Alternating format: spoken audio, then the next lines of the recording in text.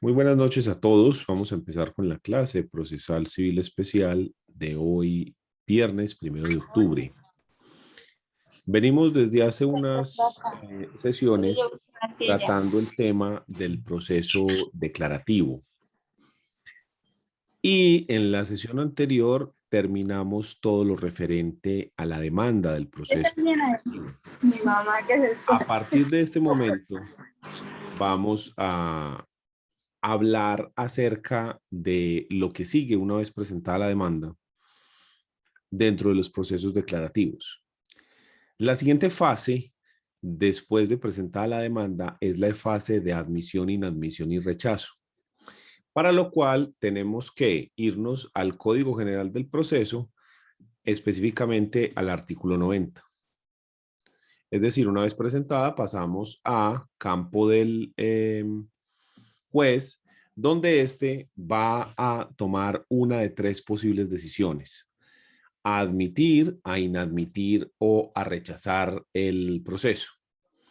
El artículo 90 nos dice: el juez admitirá la demanda que reúna los requisitos de ley y le dará el trámite que legalmente le corresponda, aunque el demandante haya indicado una vía procesal inadecuada.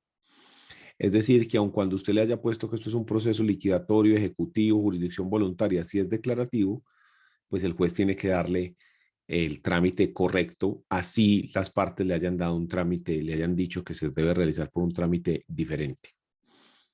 En la misma providencia, es decir, en el auto admisorio,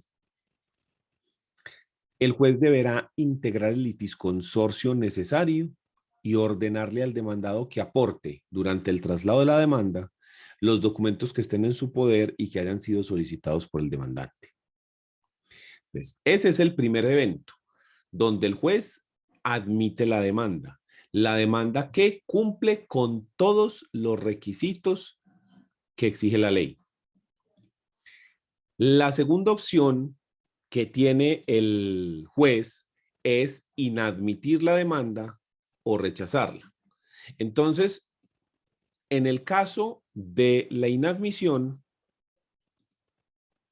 el juez inadmitirá por alguno de estos requisitos: falta de requisitos formales, falta de anexos, indebida acumulación de pretensiones, según lo que está estipulado en el artículo 88, que ya lo habíamos mirado cuando hablamos de las pretensiones, incapacidad del demandante que actúa sin representante, falta de derecho de postulación en caso de que se esté actuando y no sea por conducto de un abogado, artículo 75, creo que es, 73. El derecho de postulación, falta de juramento estimatorio y falta de requisito de procedibilidad. El requisito de procedibilidad es que se presente la conciliación previa o que se presente un acta de inasistencia a la audiencia de conciliación.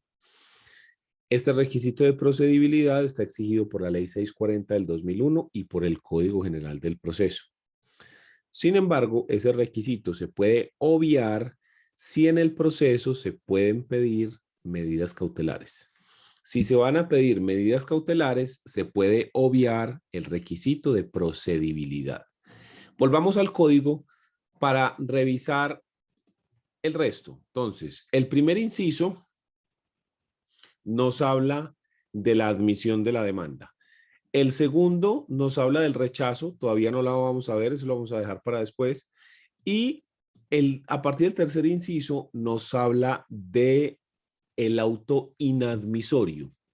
Y entonces nos dice: mediante un auto no susceptible de recursos, el juez declarará inadmisible la demanda solo en los siguientes casos: cuando no reúna los requisitos formales, cuando no se acompañen los anexos ordenados por la ley, cuando las pretensiones acumuladas no reúnan los requisitos legales, cuando el demandante sea incapaz y no actúe por conducto de su representante, cuando quien formule la demanda carezca del derecho de postulación para adelantar el respectivo proceso, cuando no contenga el juramento estimatorio siendo necesario, Séptimo, cuando no se acredite que se agotó la conciliación prejudicial como requisito de procedibilidad.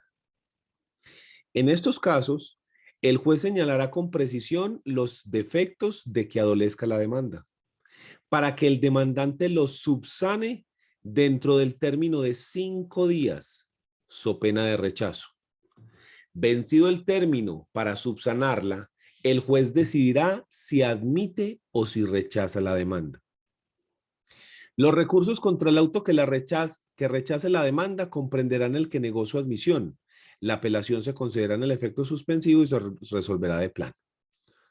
Entonces, como ya habíamos dicho, el juez puede inadmitir la demanda por un auto que no tiene recursos y lo podrá hacer por alguna de estas causales. Deberá señalar de manera específica cuál es el problema que tiene la demanda, cuál es el asunto que le hace falta y le da 5 días al demandante para que subsane el requisito. Si el demandante no subsana, entonces el juez deberá rechazar la demanda. ¿Listo?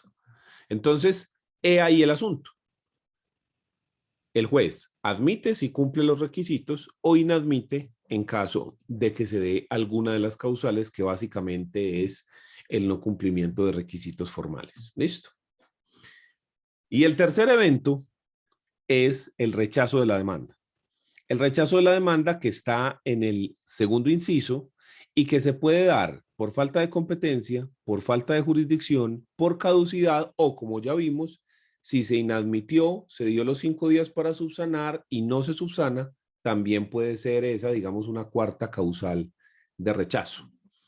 Volvamos al Código General para revisar el inciso segundo del artículo 90. Nos dice, el juez rechazará la demanda cuando carezca de jurisdicción o de competencia, o cuando esté vencido el término de caducidad para instaurarla. En los 2 primeros casos, ordenará enviarla con sus anexos al juez que considere competente. En el último, ordenará devolver los anexos sin necesidad de desglose. Entonces, si el juez recibe la demanda y haciendo el análisis de jurisdicción y competencia se da cuenta que él o no tiene competencia o no tiene jurisdicción, deberá rechazar la demanda, pero deberá enviarla al juez que sí es competente. Entonces el juez deberá hacer el estudio, definir quién es el juez competente y enviarla a ese juzgado. Una vez que ese juzgado recibe la demanda, volvemos a caer acá. El juez debe decidir si la admite, si la inadmite o si la rechaza. En este caso, si el juez que recibió la demanda, primero cogió uno, rechazó y se la envió a este. Si ese juez que recibió la demanda considera que él no tiene jurisdicción ni competencia, sino que la tiene el que se lo envió, que la decisión de esa persona estaba errada, que él sí era competente y le está mandando algo a él que no es, entonces ese juzgado debe proponer un conflicto de competencias, que en teoría general del proceso debieron habernos explicado cómo se resuelve el conflicto de competencias. Y se debe buscar al superior jerárquico de ambos para que éste defina quién es el juez competente en un determinado evento. ¿Listo? No simplemente se acude donde el juez de mayor jurisdicción, sino donde el juez que resulte superior jerárquico de ambos. ¿Listo? Entonces, eso es la admisión, inadmisión y rechazo. Muy simple, porque ese es un tema que se debió haber tocado ya con anterioridad en procesal civil general, y aquí simplemente lo estamos tocando porque, siguiendo el orden del proceso, es el evento que sigue. ¿Alguien tiene alguna duda frente a la admisión, inadmisión o rechazo de la demanda? Usted dijo algo del ejecutivo, esa parte no puede copiar. ¿Qué fue lo que dijo? Del ejecutivo, nada, no, yo no he mencionado el ejecutivo, porque estamos Yo viendo el juraría, proceso declarativo. No, el yo ejecutivo. juraría que usted dijo algo que no requiere alguno de los requisitos, no sé. pues estoy Que no se equivocado. requiere requisito de procedibilidad si usted va a pedir medidas cautelares, pero eso no dije nada con ejecutivo. Yo dije, Profe, sí, exactamente. si usted va a pedir medidas cautelares, no requiere requisito de procedibilidad, fue lo único. ¿Sí? Sí, sí, eso era de las medidas cautelares. Sí, lo que me faltaba por haber copiado. Muchas gracias. Listo. Entonces, admitida la demanda, teniendo en cuenta que se presentó y que se cumple con todos los requisitos formales, o que fue inadmitida, se dio los 5 días para subsanar y se subsanó, lo que genera que se dé la admisión posterior, entonces pasamos a la siguiente etapa. La siguiente etapa es la etapa de notificación. En este caso, como nosotros ya debemos haber visto las notificaciones por estado, por estrados, por aviso, por emplazamiento, etcétera, solamente nos vamos a referir a la modificación que planteó el decreto 806 de 2020 con la pandemia y que está vigente hasta julio del 2022 y que yo creo es probable que se extienda indefinidamente esa modificación que se plantea. Una vez que está admitida la demanda, se debe notificar personalmente al demandado. Esto implicaba con anterioridad enviar una citación por correo certificado al domicilio del demandado. Cuando el demandado recibe ese correo, lo que recibe es una citación para que se presente al juzgado. Y esa persona tiene 5 días para ir al juzgado a notificarse si vive en el mismo municipio, 10 días si vive en un municipio diferente o 30 días si vive en el extranjero para comparecer al proceso y notificarse personalmente de la demanda que fue admitida en su contra. Esto está regulado, lo que estoy diciendo, en el artículo 291 y siguientes. 290 y, pero me le digo exactamente cuál es.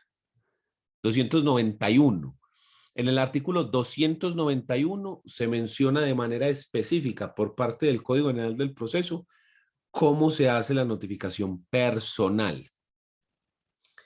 En caso de que esta notificación fallase, es decir, que usted envía por correo electrónico, por correo certificado al domicilio del demandado, esa citación con el plazo de 5 días si es en el mismo municipio, 10 días si es en un municipio diferente o 30 días si es en el extranjero, si eso fallase, entonces era necesario hacer una notificación por aviso, donde otra vez por correo se le envía una comunicación, un aviso hasta la casa, pero ya no con una citación para que vaya al juzgado, sino advirtiéndole que al otro día la persona se entiende notificado y que empieza a correr el término de traslado, que son 20 días para el proceso declarativo verbal o 10 días para el proceso declarativo verbal sumario, en el cual se debe presentar la contestación de la demanda.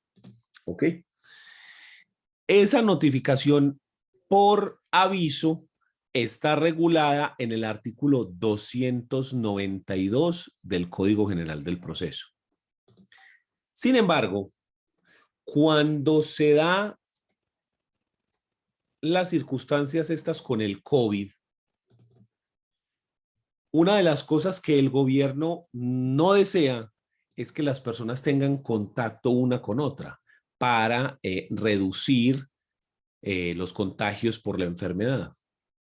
Entonces, sale el decreto 806 en julio y modifica, o más bien adiciona, porque no modifica, adiciona, propone una forma adicional de hacer la notificación personal y la notificación por aviso y la notificación por emplazamiento que está en el Código General del Proceso.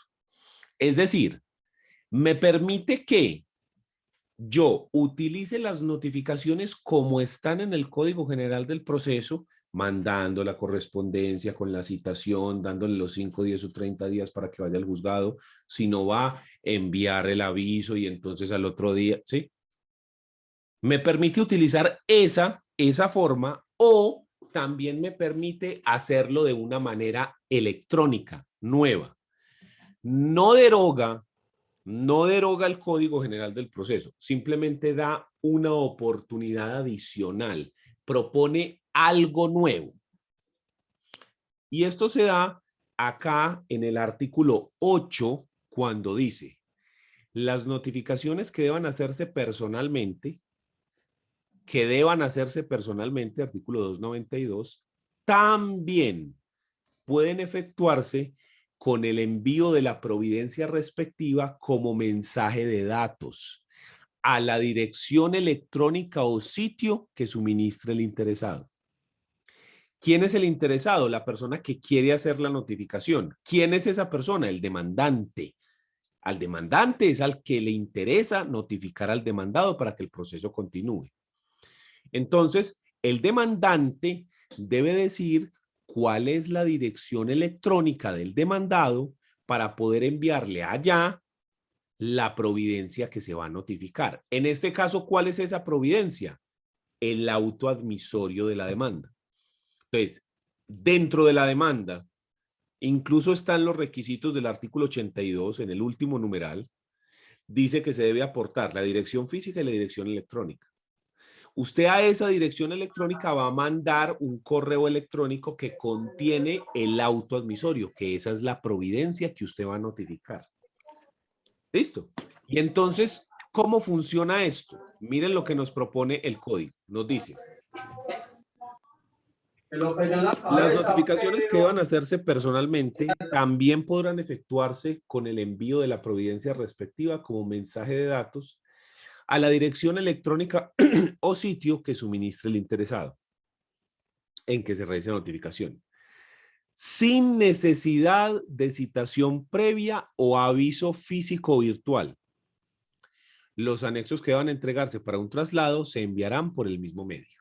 O sea que usted le envía la providencia que se va a notificar, que es el auto admisorio de la demanda, y además le entrega la copia de la demanda para que la persona la pueda contestar. Segundo párrafo de este artículo 8, decreto 806, dice: el interesado afirmará bajo la gravedad de juramento que se entenderá prestado con la petición que la dirección electrónica o sitio suministrado corresponde al utilizado por la persona a notificar. Usted debe decir: juro bajo la gravedad de juramento, manifiesto bajo la gravedad de juramento, señor juez, le manifiesto bajo la gravedad de juramento que esta dirección electrónica es la de ese señor. Pero no basta con hacer el juramento, sino que además debe informar cómo obtuvo esa dirección. Y no basta con decir cómo la obtuvo, sino que debe también aportar las evidencias correspondientes de cómo obtuvo usted esa dirección. Para de esta manera tratar de evitar fraudes y que la persona esté enviando la notificación a un correo inexistente. ¿Ya? Y luego en el numeral 3 nos propone la forma de contabilizar el término. En el inciso tercero, perdón, no numeral 3, sino inciso tercero. Nos dice, el que está en amarillo: la notificación personal se entenderá realizada una vez transcurridos 2 días hábiles siguientes al envío del mensaje, y los términos empezarán a correr al día siguiente de la notificación. Entonces, lo que plantea el código, el decreto 806, es que el demandante tiene que manifestar bajo la gravedad de juramento cuál es la dirección electrónica del demandado. Primer punto. ¿Qué debe decir? ¿Cómo la obtuvo? Y aportar las evidencias de cómo obtuvo la dirección. Listo. Ya tenemos eso claro, ya sabemos que esa es la dirección electrónica. Ok, ahora debe enviar la providencia que se va a notificar. ¿Cuál? El auto admisorio de la demanda. Y enviar los anexos, en este caso, la demanda. ¿Listo? Y una vez enviado el correo, se cuentan 2 días después y a partir del día siguiente, vencidos los 2 días, empieza a correr el término de traslado para contestar la demanda, que es el que les acabé de decir, que es de 20 días. Entonces, en los términos del decreto 806, si el correo se enviara hoy, 1 de octubre, tenemos que pasar 2 días hábiles después del envío. Si se envió hoy, tiene que pasar el 4 y el 5.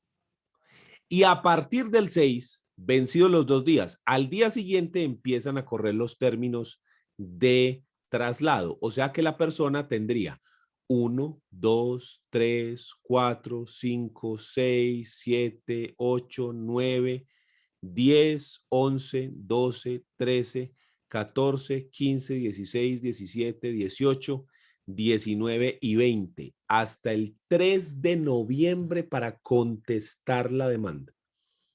Porque son 20 días hábiles, hay 2 festivos, ¿sí? Entonces tendría hasta el 3 de noviembre. Sin embargo, ocurrió un problema. Y es que se empezó a discutir, venga, pero ¿y eso no vulnera las garantías del demandado? Esa circunstancia no está vulnerando las garantías del demandado. Entonces, la Corte Constitucional mencionó lo siguiente. En un segundo. Pero una pregunta. Entonces, para enviar eso, entonces se envía al Centro de Servicios Judiciales y se envía de una vez copia al demandado y de esa manera se entiende surtido el trámite. Sí, pero tenemos que tener en cuenta esto. Espérame un segundito.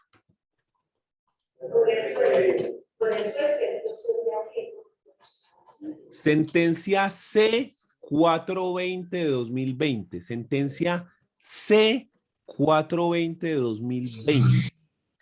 Se analizó el artículo 8º del decreto 806 de 2020 y se dijo que este decreto era exequible, pero en la medida siguiente. Les muestro aquí la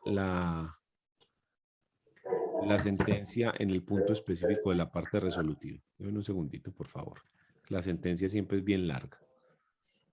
Qué pena, el compañero que tiene el micrófono encendido lo puede apagar, por favor. Disculpe. Listo, denme un segundito, por favor. Listo, aquí está, ya, aquí está. Entonces, mira, en esta sentencia C420 del 2020 se analizó ese artículo 8º del decreto 806 y mira lo que dice acá, en el numeral 3. Dice, declarar exequible de manera condicionada el inciso 3º del artículo 8º, o sea, el que cuenta los días, ¿sí? Y el parágrafo del artículo 9º del decreto legislativo 806 de 2020, en el entendido que el término allí dispuesto empezará a contarse cuando el iniciador recepcione acuse de recibo o se pueda por otro medio constatar el acceso del destinatario al mensaje. ¿Cómo así? El decreto 806, como está concebido, dice que usted bajo la gravedad de juramento menciona cuál es la dirección electrónica y yo le creo. Que usted envía el correo electrónico y una vez transcurridos 2 días siguientes al envío del mensaje, empieza a correr el término de traslado. Pero la Corte dice, eso vulnera garantías. Usted solamente puede empezar a correr el término de traslado, perdón, el término que dice aquí de los 2 días, no cuando se envía el correo electrónico, Usted no puede contar cuándo se envía, sino desde el momento en el que se acuse recibo o que por otro medio se pueda saber que el destinatario recibió el mensaje. Entonces aquí viene el Profe, problema. qué pena. Dígame. ¿Qué es acuse de recibido? No entiendo ese término. Usted ¿Me lo envía puedes un explicar, correo por favor? diciendo recibido. Ah, ok. Yo acuso que lo recibí. ¿Sí? Que se concrete que ya llegó a Confirmar la que lo bandeja de recibió. entrada del Sí. destinatario. Ajá. Confirmar que lo recibió. Vea, por ejemplo, le muestro aquí, vea. Mire, le muestro. Yo mandé un memorial a un juzgado, ¿sí? Mire acá en la parte de abajo. Yo mandé un memorial y mire, el juzgado me dice, buenos días, acuso recibido, ¿sí? El 23 de junio a las 8:18, véalo acá. Yo envié este correo que está acá arriba y ellos me devuelven esto, diciendo que lo recibieron, ¿ya? Gracias, profe. Pero el demandado no va a hacer eso. Sí, el demandado no va a hacer eso. Entonces, ¿qué hacemos ahí? Para eso existen aplicaciones especiales que hay que pagar que le permiten enviar un correo electrónico y constatar cuando la persona lo abra e incluso cuando la persona lo lea.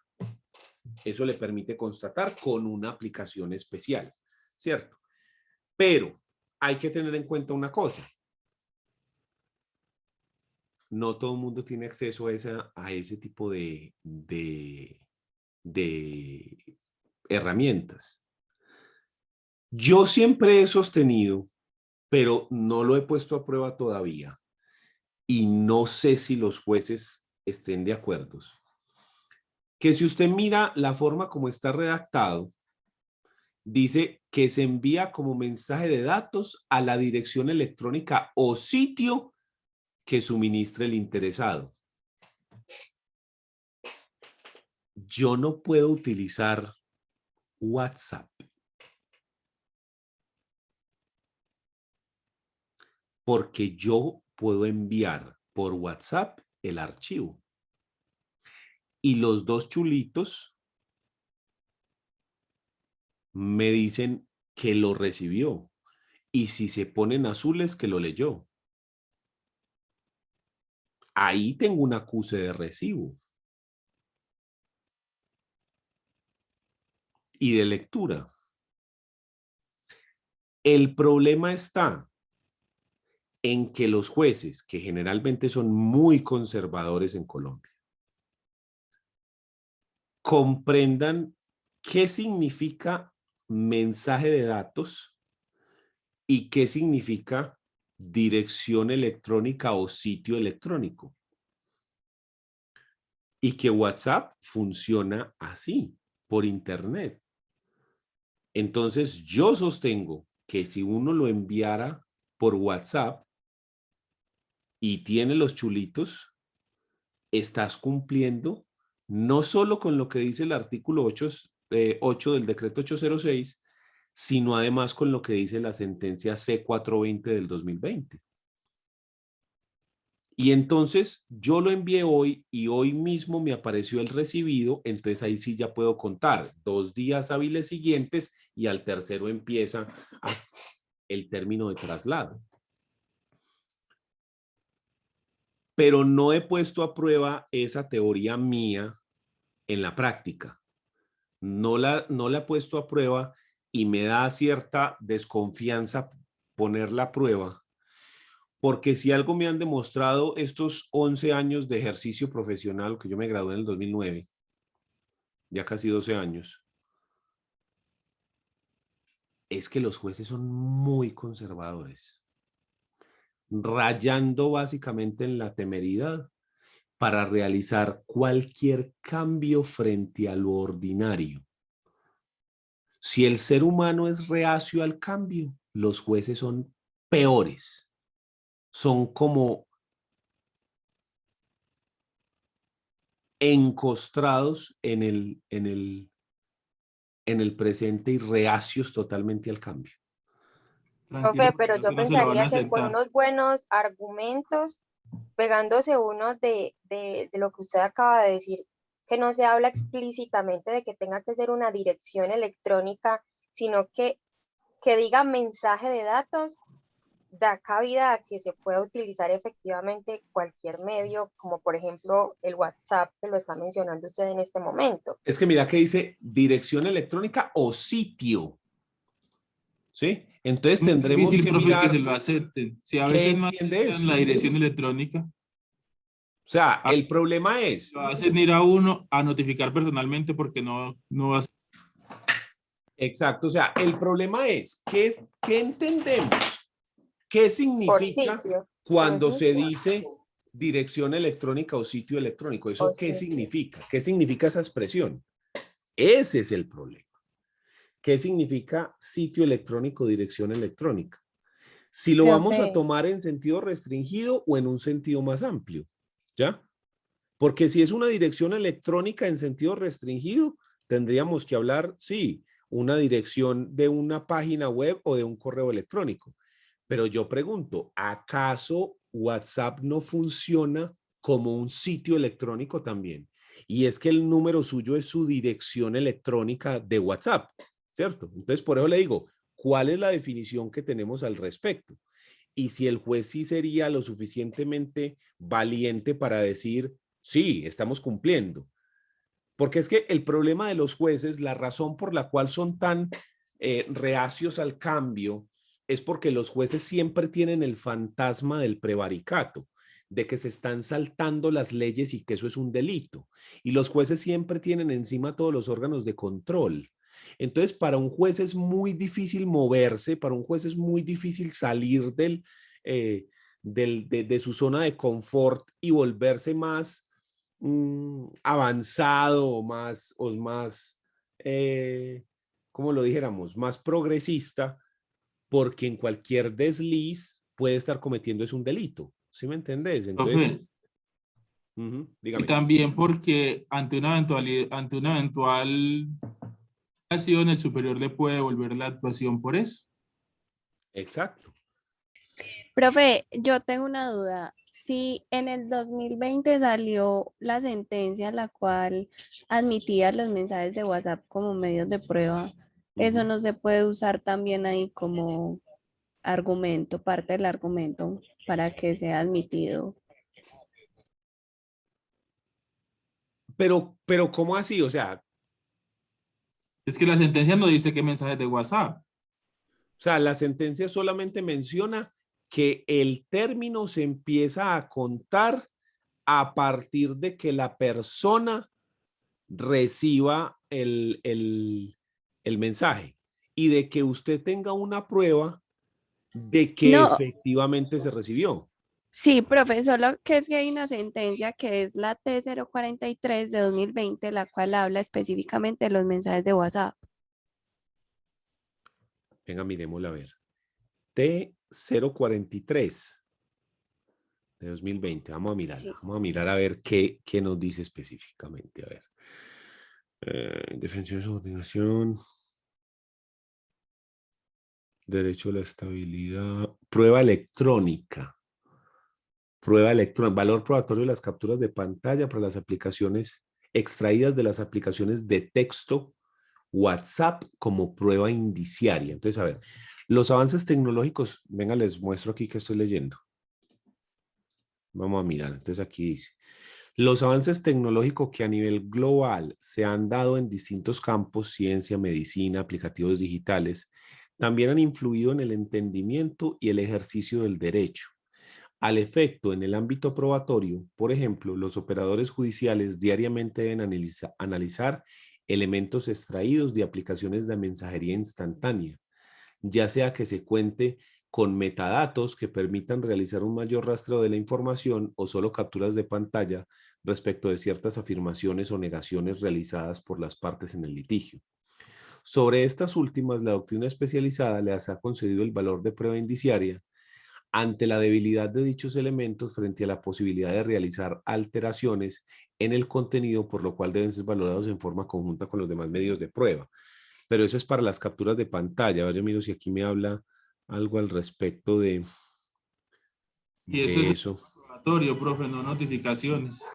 No, pero ahí me pueden hablar de que si es válido o no, o de cómo lo ven, porque ahí ya vi que están utilizando una terminología que no me gusta y es servicio de mensajería instantánea, aplicación de mensajes de texto, pero no lo, o sea, como que no lo relacionan con Internet, ¿sí me entendés?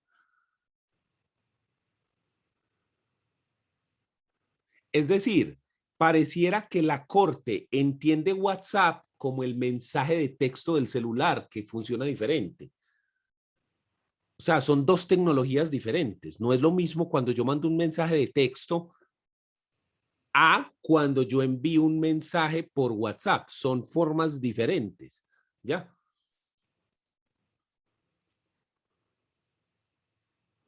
Profe, en ese caso estaría ratificando que no son lo mismo con esta sentencia. Por tanto, no podría utilizarlo como medio de prueba de notificación. A ver, consideraciones, planteamiento, procedencia de la actuación entre particulares, constitucional no discriminación.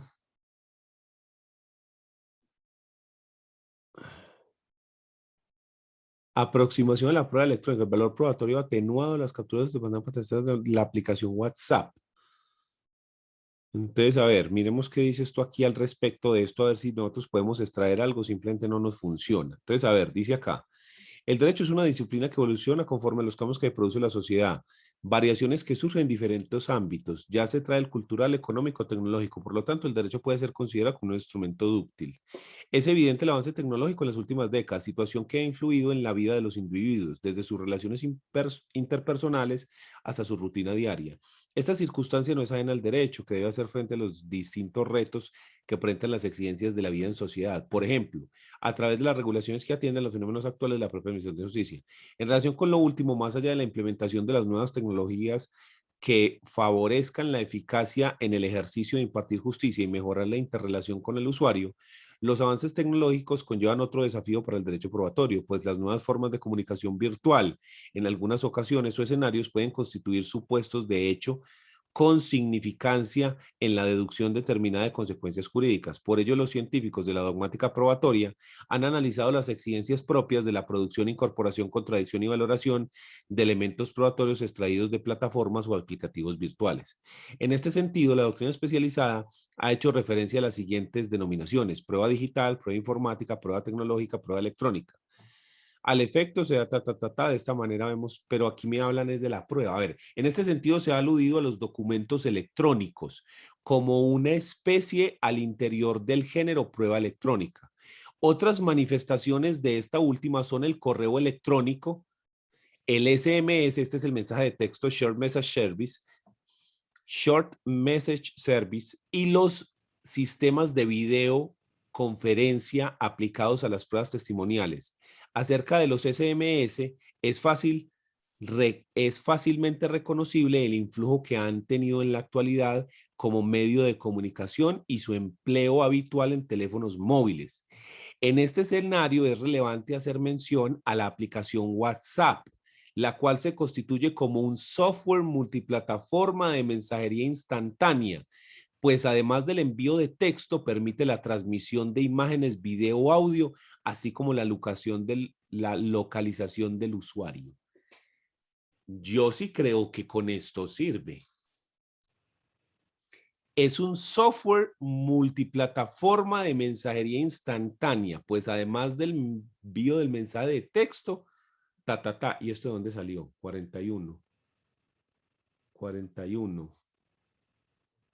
Prueba electrónica de un libro.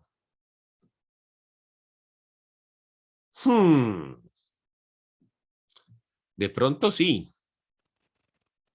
De pronto sí sirve ese argumento. Pero es difícil porque como no se refiere de manera directa, sino que le estamos metiendo como un tajo para sacar de ahí lo que queremos escuchar, entonces, no sé. Profe, lo que sucede, yo acá leyendo un poco también, es que un sitio electrónico o un sitio web es más como algo a lo que pueden acceder las personas y que tiene, digamos, información pública del interés de ellos. Más WhatsApp es más una aplicación. Entonces, yo creería que ese sitio electrónico o sitio web, si nos vamos a lo que significa literalmente, sí sería un poco complicado poderlo sustentar. Es que miren, aquí busqué la diferencia entre un SMS y WhatsApp y dice, los sistemas de mensajería SMS y WhatsApp pueden parecer idénticos para un usuario que no haya probado los dos, pero ambos tienen unas claras diferencias que recomiendan su uso de forma distinta. El SMS es un sistema de comunicación que se establece entre dos dispositivos de telefonía móvil utilizando un lenguaje alfanumérico y con una limitación de caracteres. No obstante, los mensajes SMS pueden ir encadenados y mostrarse seguidos al receptor. Todos los teléfonos móviles tienen la opción de enviar y recibir SMS bajo un coste unitario, salvo acuerdos con el teleoperador. WhatsApp es un software de mensajería instantánea vía Internet que puede aplicarse a varios dispositivos móviles. Su instalación se realiza mediante plataformas de descarga de aplicaciones, aunque la tendencia es a que sea un servicio gratuito. En algunas plataformas de móvil se sigue exigiendo un pago único y otras permiten una prueba temporal. Con WhatsApp puedes enviar tantos mensajes como quieras y puedes añadir emoticones, imágenes y video. Lo más llamativo es que establece una tarifa de datos, por lo que con una conexión a Internet se puede enviar infinidad de mensajes sin coste. En WhatsApp es posible además establecer un grupo de usuarios. El sistema SMS, que es el otro, nació en 1992 y en el año de mayor éxito se enviaron 13.400.000 millones de mensajes. No, 13.400 millones de mensajes en 2006 en algunos países. Actualmente la aplicación WhatsApp, creada en 2009, le ha ido comiendo terreno y los SMS se han reducido casi a la mitad en cantidad de envíos. Entonces, son dos sistemas que funcionan diferente. El punto es, ¿entendemos la definición dirección o sitio electrónica de manera que incluye cosas como WhatsApp? ¿O solo nos referimos a dirección HTTPS y dirección de correo electrónico? Esa es la pregunta. Si solo es HTTPS, es decir, las de las páginas web, o correo electrónico, no nos sirve. Y tendríamos que hacer uso de las aplicaciones de rastreo de correos electrónicos. Si lo hacemos de forma incluyente, sí podríamos utilizar plataformas como WhatsApp. Entonces, mi opinión personal es que sí se debe hacer. Es decir, ¿cuál sería el argumento para uno decir que está mal hecho por WhatsApp?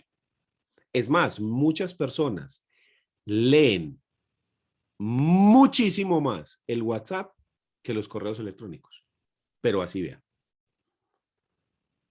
Entonces, ¿qué argumento tendríamos para decir que no, que WhatsApp no se puede? Si la Corte hasta hace menos de un año todavía notificaba por Telegram. Ah, sí, no, es que empiece por ahí. Por Dios. Cuando uno lee esa definición y todo eso, a mí me hace recordar de lo que era el Internet hace 20 años, que pues que como eso era una cosa como tan rara, tan por allá, entonces dan unas definiciones como ahí, como sí, como eso ahí que nadie ve y nadie sabe, y de eso que es Internet, algo así, Lo que me pasa es parece. que vos, al igual que yo, naciste sin Internet, pero aquí hay muchas personas que nacieron con Internet, que nacieron y ya existía el Internet. A usted le tocó la época como a mí cuando no había Internet, ¿sí o no? Sí, claro, profe, y yo marcaba y se usaba era por teléfono. El telefónico, claro. Mucha gente ni siquiera conoce eso, ¿cierto? Entonces, sí, lo que vos decís, o sea, es que Internet siempre ha sido como un campo minado solamente para las personas interesadas en el tema y de resto es como un universo extraño para el que es reacio a las tecnologías. Hoy en día a la fuerza todo el mundo tiene que ver con internet por A o por B. Pero entonces en ese orden de ideas para mí no hay un argumento válido para decir que WhatsApp no sirve. El problema es que yo considero que no hay ningún argumento válido. No he probado todavía la teoría ante un juzgado. O sea, tendría que ser, me gustaría hacer como un sondeo, como una encuesta, a ver cuál de los jueces considera que sí. Ese sería interesante. O al menos qué porcentaje consideran que sí, qué porcentaje consideran que no. Pero bueno, ahí se los dejo. Entonces, por ahora, ¿cómo funciona esto? Tenemos que tener en cuenta lo que dijo la Corte en la sentencia C420, de modo que yo envío el mensaje. Alexander, ¿va a preguntar algo? No, pero con relación a lo que usted decía, pues la forma pues de debatir es que la norma no dice propiamente WhatsApp, pero igual que usted pienso que WhatsApp cabería dentro de las instrucciones que dice el artículo, pero obviamente como no está pues plenamente dicho ahí, esa sería la única forma. Sí, o sea, el problema es ese, volvemos al mismo. Entonces, la cosa es, lo envío el mensaje. Cuando reciba yo la confirmación de que fue entregado o recibido, cuento 2 días. Si lo recibo inmediatamente, se cuentan los 2 días. Y al tercer día, empieza a cortar el término. Del tercer día en adelante empieza 1, 2, 3, 4, ¿cierto? 2 días y aquí empieza 1, 2, 3, 4, 5, hacia adelante. En el proceso declarativo verbal son 20 días hábiles para contestar la demanda.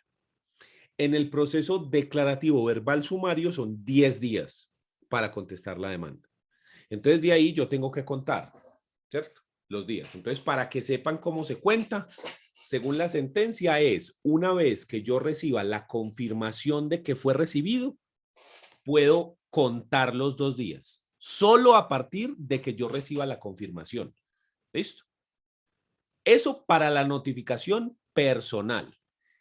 Lo que nos propone el código es, perdón, el decreto 806, lo que nos propone el decreto 806 en este artículo 8, es que lo que antes yo lo hacía con la notificación personal y si la persona no iba al juzgado en la citación, la notificación por aviso, todas esas dos las suplo yo con el envío del mensaje de datos. Se suplen la notificación electrónica y la notificación por aviso. No es que no se puedan hacer las otras, son las dos opciones. Usted decide cuál utiliza. La del código general enviando la correspondencia a la casa y toda la cosa o el mensaje de datos. Y la otra es el emplazamiento. Cuando se desconoce el lugar donde está domiciliada la persona. Cuando no se tiene dirección a la que enviar la correspondencia, se debe manifestar bajo la gravedad de juramento esta circunstancia, de que usted desconoce el lugar al cual se debe mandar la notificación. Y luego, el juez ordena que se haga un emplazamiento, generalmente con un aviso en prensa y radio, pero el juez puede escoger 2 medios masivos de comunicación. Puede ser incluso Facebook, y ese sí lo he visto. Emplazamiento por Facebook, ese sí lo he visto, ¿sí? Entonces, el juez ordena que se emplace en 2 medios masivos de comunicación y que luego se haga una inscripción en el Registro Nacional de Personas Emplazadas. El decreto 806, en el artículo 9, lo que nos dice es, perdón, en el artículo 9 no, en el artículo 10, dice, los emplazamientos que deban realizarse en aplicación del artículo 108 del Código General del Proceso se harán únicamente en el Registro Nacional de Personas Emplazadas sin necesidad de publicación en medio escrito. O sea que este decreto nos elimina lo de publicar en 2 medios masivos de comunicación y después mandar al Registro Nacional de Personas Emplazadas y nos dice, no, mándelo directamente allá y ya no tiene que hacer esas publicaciones. Entonces, ese sí está muy bien y ese sí dice, ya no se hace de la otra forma. Al menos hasta junio, hasta julio, creo que es, espérame, yo lo reviso acá en el 806 del 2022, hasta el 4 de junio del 22. Sí, acá está en la vigencia. Véalo acá.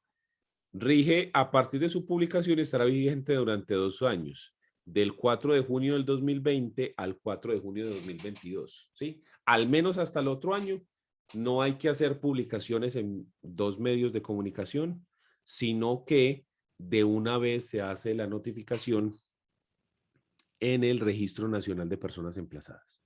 ¿Listo? Así es como funciona esto. Si ustedes le quieren dar una leída a todas las formas de notificación que tiene el Código General del Proceso, les dejo este cuadro donde están los artículos, donde están reguladas las diferentes notificaciones para que le den una leída. ¿Listo? Los que estábamos hablando era la notificación personal del 290, la notificación por aviso del 292 y la notificación por emplazamiento del 293 y 108. ¿Listo? Esos son los que fueron modificados o que nos permiten una segunda opción con el decreto 806 y la cual está vigente hasta junio de 2022. Y que yo sinceramente creo que eso se va a mantener porque ha funcionado muy bien. No ha tenido problemas mayores, entonces creo yo que eso puede ser una decisión a futuro para que se extienda y quede de manera permanente como lo propone el 806. ¿Listo? Pero amanecerá y veremos. ¿Listo? ¿Quién tiene alguna duda con las notificaciones? Profesor, ese listado a personas emplazadas, ¿dónde se encuentra? O sea, que se supone que uno debe estar actualmente verificando y revisando que no esté reportado allí. Pues más o menos, más o menos. Ese Registro Nacional de Personas Emplazadas lo maneja la rama judicial y usted lo puede encontrar en la página de la rama judicial. Usted simplemente busca en Google, pone Registro Nacional de Personas Emplazadas. Venga, pues decirlo. Vea, Registro Nacional de Personas Emplazadas y aquí le aparece el link. Y mire que aquí está, registros nacionales. Entonces hay Registro Nacional de Emplazados, Registro Nacional de Procesos de Sucesión, Registro Nacional de Procesos de Pertenencia, Registro Nacional de Bienes y Vacantes y Mostrencos. Entonces acá se pueden hacer las consultas dentro de de personas emplazadas. Listo. La inclusión de los procesos para emplazamiento de personas en el registro nacional puede realizarlo en el despacho, en el orden, y aquí dice. Entonces usted aquí se mete y busca. Listo, profesor, gracias. Aquí busca, y aquí busca por ciudadano, aquí. Tipo de documento, identificación, primer nombre, segundo apellido, razón social. Pone esto, le da a consultar y aquí le aparece. Ese es. Ese es. ¿Alguien tiene alguna otra duda?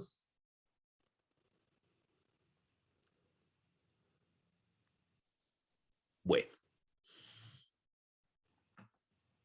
Presentada la notificación, dada la notificación, pasamos la pelota al demandado. Una vez que el demandado ha sido notificado, se le concede un término de traslado para contestar la demanda. ¿Dónde encontramos ese término? Usted lo encuentra, como estamos hablando del proceso declarativo, en el libro tercero, que es el de los procesos, en la sección primera, que es el proceso declarativo, artículo 369. ¿Sí? Admitida la demanda, se correrá traslado al demandado por el término de 20 días para el proceso declarativo verbal. Y para el verbal sumario, tenemos que irnos más adelante. Verbal sumario es este. Y entonces en el artículo 391 nos dice, el término para contestar la demanda será de 10 días. Aquí, artículo 391. Inciso 1, 2, 3, 4, 5. En el inciso quinto nos menciona que el término para contestar la demanda en el proceso declarativo verbal sumario es de 10 días. Entonces, notificado, le damos traslado al demandado para que el demandado tome una de 3 posibles acciones. El demandado puede contestar la demanda, lo que implica oponerse y o proponer excepciones. También puede no contestar, quedarse callado, lo que implica el fenómeno de la confesión ficta, artículo 97, o puede allanarse. Y si se allana a todas las pretensiones, artículo 98 y 99, esto genera sentencia anticipada, que el proceso se termina por sentencia anticipada. Entonces, el demandado está en todo su derecho de ejercer alguna de estas 3 actuaciones. Y aunque usted no lo crea, la más común de todas 3, la que más se presenta es esta. La gente no contesta la demanda. Sobre todo en los procesos en los cuales se los están demandando, por ejemplo, en ejecutivos de cooperativas, bancos y demás, que prestaron una plata y que no pagaron. Porque la gente dice, le pedí prestado a Bancolombia, no tengo plata, no les pagué, entonces me demandaron porque no les pagué. Voy a contratar un abogado. ¿De dónde, si no tengo plata para pagarle a Bancolombia, de dónde voy a contratar al abogado? Y así tuviera para pagarle a ese abogado, lo voy a contratar para que diga qué si no le pagué a Bancolombia, para que diga qué. Entonces, muchísimas personas, pero estamos hablando de muchos, porque es que ejecutivos así por entidades financieras son así, pero vean, barbaridad sus cantidades. Y eso es solo uno de ellos. Las personas no contestan, se quedan callados. O sea, dejan vencer el término de traslado. Y entonces, ¿qué ocurre ahí? El fenómeno de la confesión ficta. Artículo 97 del Código General del Proceso. Vamos a mirarlo. 94, 5, 7. Véalo acá. Falta de contestación o contestación deficiente. La falta de contestación de la demanda o pronunciamiento expreso sobre los hechos y pretensiones de ella, o las afirmaciones o negaciones contrarias a la realidad, harán presumir ciertos los hechos susceptibles de confesión contenidos en la demanda, salvo que la ley le atribuya otro efecto. La falta de juramento estimatorio impedirá que sea considerada la respectiva reclamación del demandado, salvo que concrete la estimación juramentada dentro de los 5 días siguientes. Pero a nosotros el que nos interesa es el inciso primero. La falta de contestación hará presumir ciertos los hechos susceptibles de confesión. ¿Y cuál es el problema de eso? Habíamos dicho, cuando estábamos hablando de la estructura de la demanda, que usted pone las pretensiones, lo que usted quiere, y usted fundamenta las pretensiones con los hechos. Es decir, que los hechos es la razón por la cual usted está pidiendo lo que está pidiendo. ¿Y qué pasa si los hechos son ciertos?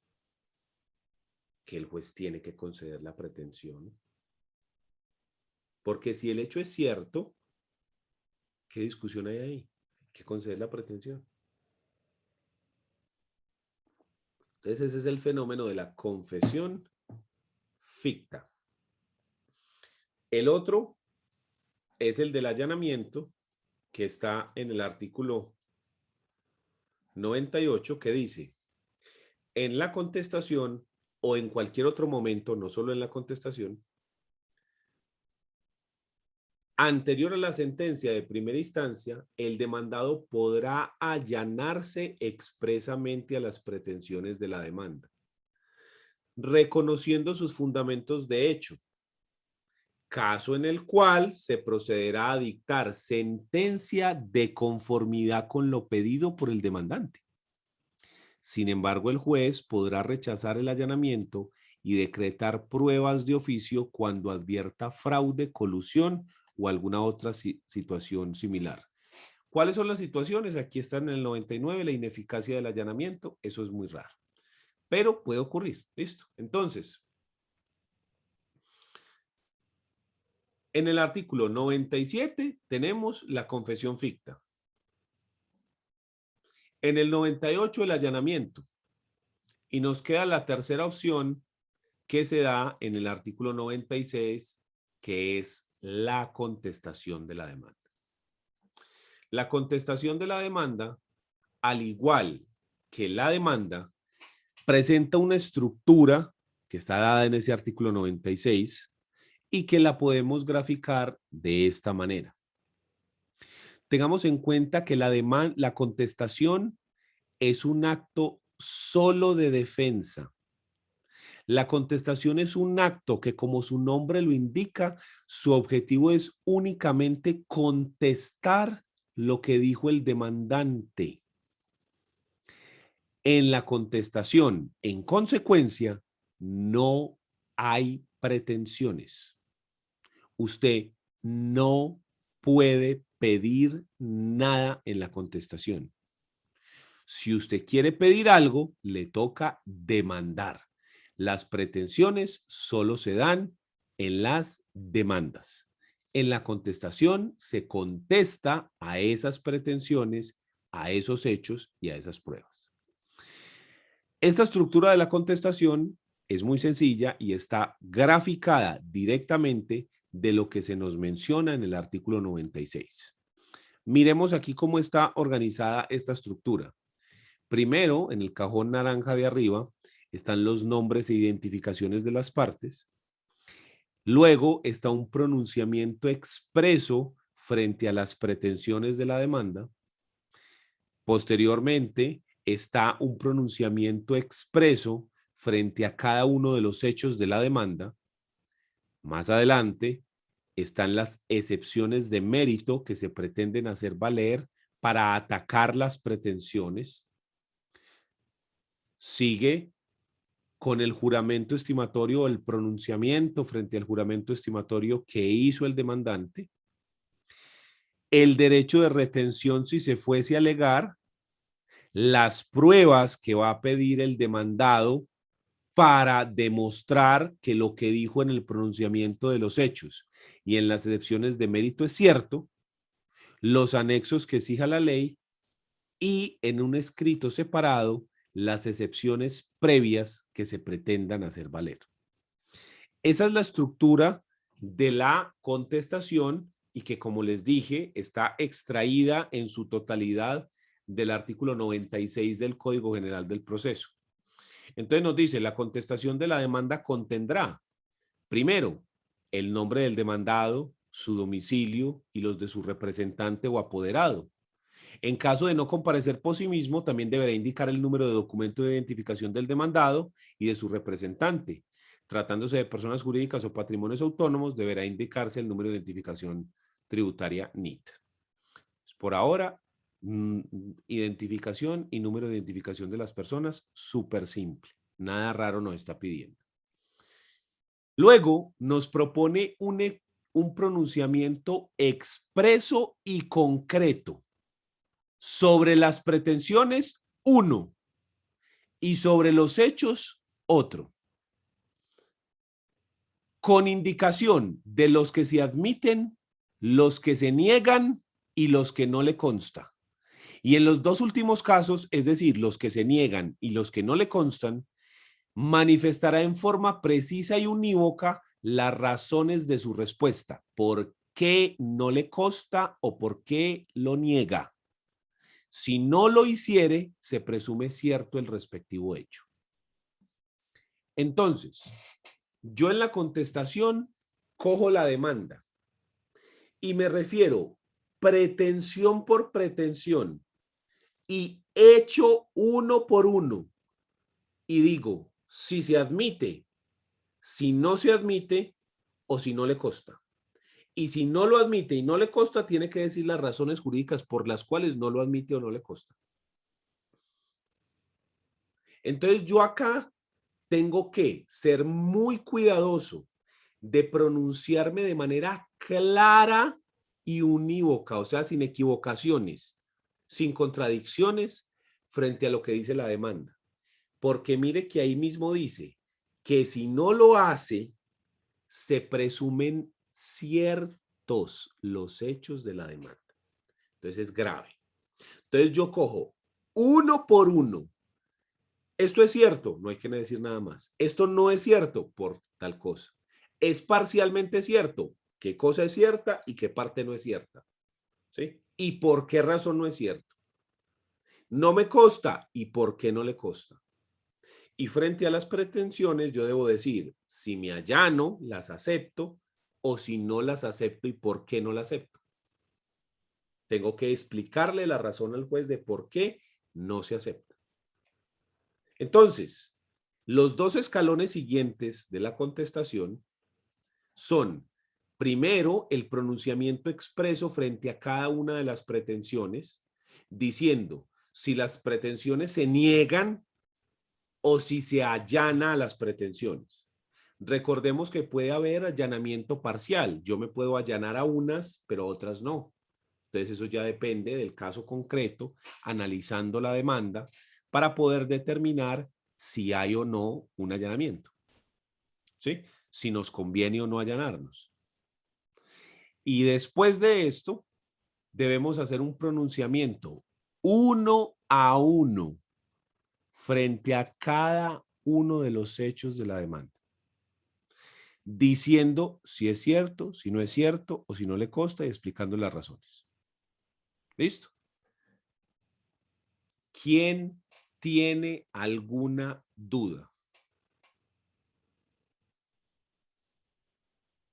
Pero ¿qué significa eso? No consta si pues se parecen mucho. Lo que pasa es que negar y no yo digo constar. que algo no es cierto, eso es falso, eso es mentira, tengo que decir por qué razón es mentira, ¿ya? Pero si yo digo que no me consta, es que la persona está diciendo algo, pero yo no sé si eso es cierto o no. Por ejemplo,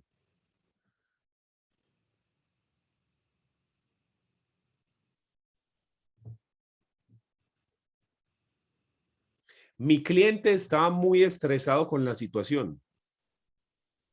A mí no me consta si él estaba estresado o no. Yo no sé eso, porque eso es personal, ¿sí? Hay personas que muestran el estrés y uno lo puede ver, y hay personas que no, que se lo tragan todo. Entonces eso depende, ¿cierto? Es una apreciación personal, ¿sí? Él se dio cuenta tal día. Pues a mí no me consta cuándo se dio cuenta, yo no estaba con él. Si él lo dice, pues debe ser así, pero yo no sé porque yo no estaba con él en el momento en el que él se dio cuenta. ¿Sí me entendés? Ese tipo de cosas.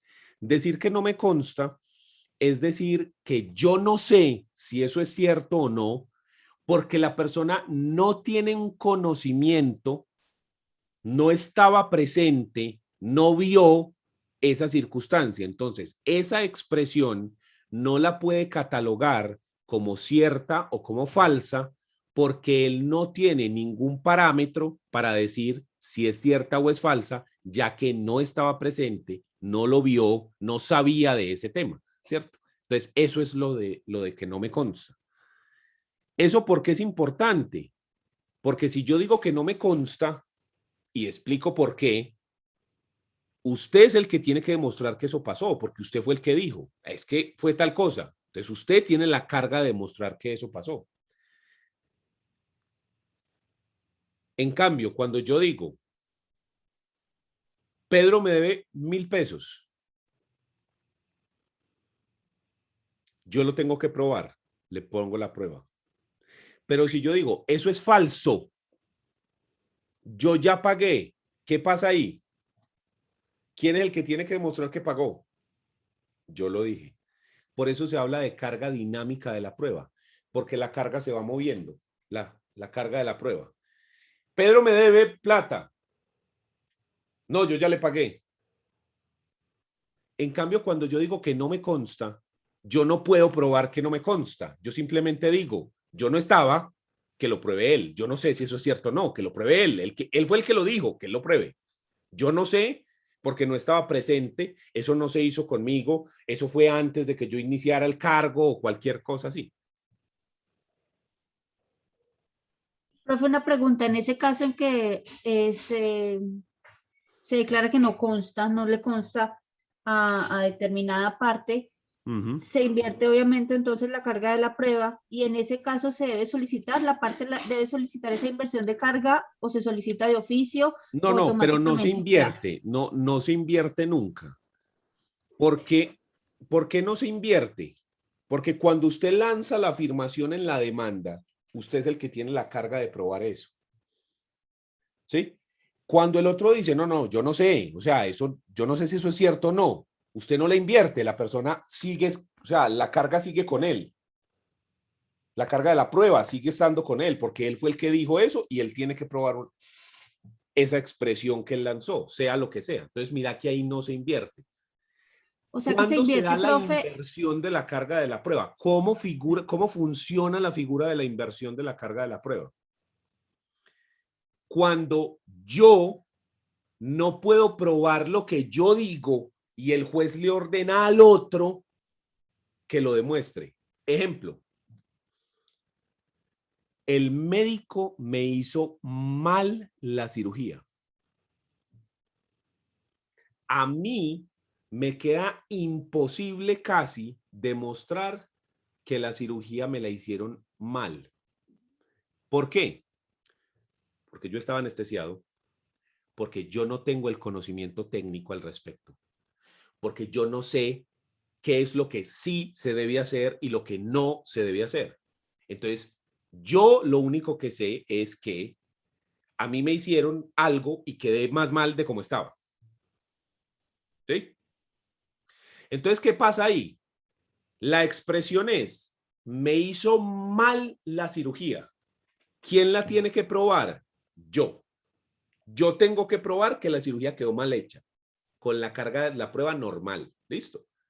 Porque yo fui el que dijo eso. Entonces yo lo pruebo. Pero como a mí me queda imposible, lo que hago es que la invierto y le digo, médico, este man dijo que la cirugía le quedó mal hecha. Pruébeme usted que usted la hizo bien, que eso no es cierto. Usted tiene que probar que eso no es cierto. Es decir, pruebe usted que estaba presente en la cirugía, porque usted fue el que la hizo, que usted tiene el conocimiento técnico, que la cirugía sí se hizo de manera correcta. ¿Sí? Entonces, mire cómo lo que yo tenía que probar queda al otro lado. ¿Qué pasa si el médico no puede probar que él hizo la cirugía de manera correcta? Entonces, lo que yo dije es cierto, la cirugía está mal hecha, pague. Profe, una pregunta. Cuando yo hago el traslado de la demanda, ¿tengo que adjuntar a este el material probatorio o no debo presentarlo o en qué momento se pasa? Acuérdese que dentro de la cápite de pruebas hay dos cosas. Están las pruebas que yo voy a aportar con la demanda, que generalmente son todas pruebas documentales, lo que yo le aporto con la demanda. Y las pruebas que voy a pedir para que se practiquen en la audiencia, como por ejemplo los testimonios. Usted aporta los documentos con la demanda, pero los testimonios es para que se den en la audiencia, o sea, esos no se pueden aportar. Entonces, ¿usted qué es lo que aporta? Las pruebas documentales generalmente con la demanda, ¿ya? Y están las otras pruebas que van a ingresar al proceso después, como por ejemplo un peritaje que nombre el juez, unos testimonios, interrogatorio de parte, ¿sí? Esas otras pruebas se van a dar con posterioridad. ¿Listo? Profe, y Entonces en ese usted caso, aporta documentales y después se meten al proceso las otras. yo puedo presentar dentro de esas pruebas documentales documentos periciales. Sí, O sea sí, que sí, yo sí, sí, puedo, claro. en el caso de que El usted da el Código General ejemplo, del Proceso permite los peritajes privados. Antes no se podía. Antes el perito solamente podía ser nombrado por el juez. Que el juez de la lista de auxiliares de la justicia dijera, vamos a nombrar a fulano para que haga este estudio. El Código General del Proceso permitió que usted pueda conseguir su perito y aportarlo de una vez sin necesidad de que lo nombremos en el juzgado. Y la listo, contraparte profe. puede hacer lo mismo, pues. Y en ese caso, si yo adjunto documentos periciales y la otra persona me contesta no me prueba, pero yo estoy adjuntando los soportes periciales, entonces no Es se como si no acepta hubiera ese... contestado. Ah, ok, perfecto. Porque es que usted no puede decir eso no es cierto. Para decir que eso no es cierto, usted tiene que decir por qué. Entonces, usted, para decir que lo que dijo el perito no es cierto, ¿qué necesita? Otro perito que lo diga que no. No puede ser solamente eso no es cierto. ¿Ya? Y además que los peritajes tienen una presunción de veracidad, porque se supone que lo hizo un experto en el tema. ¿Ya? Entonces, usted, la única forma de controvertir un peritaje es con otro peritaje, porque si no, no se puede. ¿Sí? Porque usted no puede decir simplemente no me consta o no es cierto, porque usted tiene que decir por qué razón no es cierto. ¿Ya? Y Listo, él sí profe, le aportó perfecto. las razones jurídicas. Listo. David. Bueno, sí, que también para complementar lo de la compañera Mónica, y es el hecho de las pruebas de las negaciones indefinidas o afirmaciones indefinidas, en realidad es bastante extraño y se limita prácticamente, por ejemplo, a la oral, a cosas como restitución de tierras y a, por ejemplo, responsabilidad médica. Yo creo que es lo más común, pero en sí hay en un ejecutivo, de contestar un ejecutivo, pero prácticamente, por ejemplo, un declarativo sería bastante extraño que se diera una cosa de esas. Lo que pasa es que las negaciones y las afirmaciones indefinidas son un uso del lenguaje, como la exageración, ¿sí? ¿Qué es una negación indefinida? Una expresión que no está circunscrita a un tiempo, modo, lugar o persona. Por ejemplo, yo nunca he salido del país. Mire que cuando tenía 7 años usted estaba en el Amazonas y cruzó a Brasil. No, eso no es lo que está diciendo la expresión. La expresión no es para tomarla literal que en su existencia nunca ha cruzado la frontera. Esa expresión se utiliza ¿para qué? Para decir que en un tiempo razonable la persona nunca ha salido. ¿Ya? Yo toda la vida he sido hincha del Verde. No, usted cuando tenía 1 año no era hincha de nadie. ¿Qué es lo que está diciendo la expresión? Que en un tiempo razonable, ¿sí me entiende? Entonces, las afirmaciones y negaciones indefinidas, como son un uso del lenguaje, no requieren prueba. Usted no tiene que probar eso. Eso está dentro de los hechos que no requieren prueba. Las afirmaciones o negaciones indefinidas, los hechos notorios no requieren prueba, las leyes de la República no requieren prueba, leyes de orden nacional, porque las leyes de orden local, regional, municipal sí requieren prueba, ¿sí? Pero las leyes nacionales no requieren prueba. ¿Ya? Los hechos imposibles no requieren prueba. Entonces, a la hora de uno hacer el acápite de pruebas, usted tiene que catalogar cuáles de sus hechos requieren prueba y cuáles no. Casi siempre todos, ¿cierto? Entonces, como todos sus hechos requieren prueba, usted tiene que o aportarlas con la demanda, porque las tiene en un documento y las puede aportar ya, o solicitarlas para que se practiquen posteriormente, como por ejemplo cuando es un testimonio. La prueba del hecho quinto es que Pedro, que estuvo presente, va a venir a decir lo que vio. Entonces, eso no se puede aportar desde el principio, sino que se aporta en la audiencia donde se practiquen las pruebas. ¿Listo? Así es como funciona el asunto.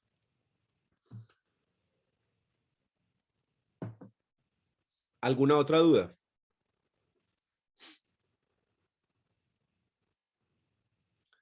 Muy bien. Entonces, vamos a dejar ahí por hoy.